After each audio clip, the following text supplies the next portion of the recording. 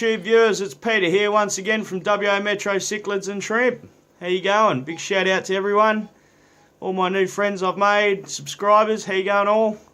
So basically what we're going to do on this video is show you guys how I strip my cichlids of fry, and in particular on this episode it's Flameback fry, and it's not the Kyoga Flameback, I'm talking about the Nyererei Flameback, which you can see the male just there. So I have three folks that are holding eggs currently. This one in front being one of the very first to start holding, that one coming in close second in the back, and this one a close third in one of my customised breeding boxes you can see there. Okay, we're going to grab this one out here, plonk her in a little workable container so it's easy to do, and show you guys what we're doing. So bear with me. Okay guys, so here we've got our female now in a very workable container.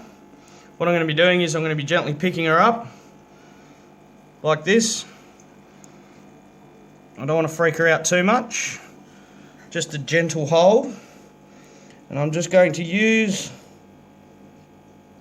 the lip of this to do this.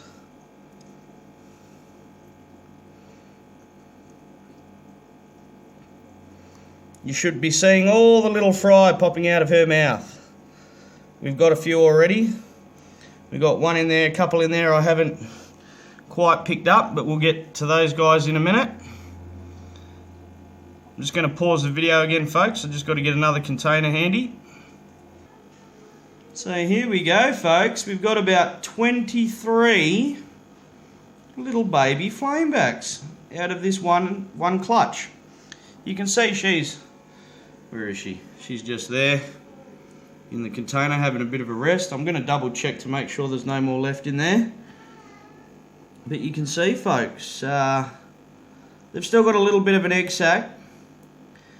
The only thing you've got to be careful, viewers, and a lot of breeders will know this, is when you strip cichlids when the fry aren't fully developed, which there's a lot of good pros to doing that. A couple of cons, but there's more pros in a lot of people's opinions. The pros are that the fry develop quicker outside of the fish's mouth when they get to this stage, because they are holding an egg sac and they're partially half developed or nearly all developed, virtually getting pretty close to it. It's harder for the mum to hold and juggle them around, and so it's a lot easier on the mum if she can, in the natural wild. Probably what would happen is, folks, is she'd have a little secret spot, and some cichlids are known to let the fry out of their mouth and put them back in again, and so they have this sort of habit of doing that in the wildlife, from what I've read and heard. So doing this when you're breeding them is not such a bad idea, because it gives the mum a break and she can now start eating again and recover. And these babies are now quite safe as long as they can move around. I'm going to see how they go.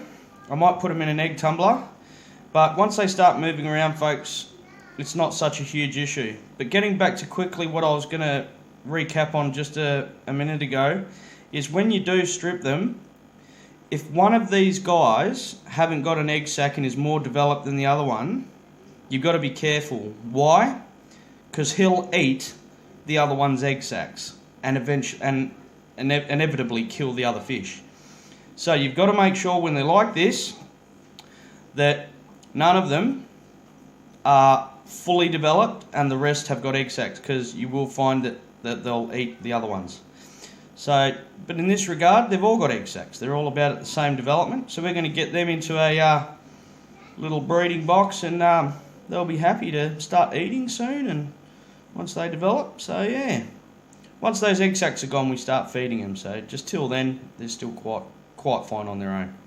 So feel free to comment, guys. That's one of my Flameback female cichlids stripped of her fry. thanks for watching, and yeah, have a good day.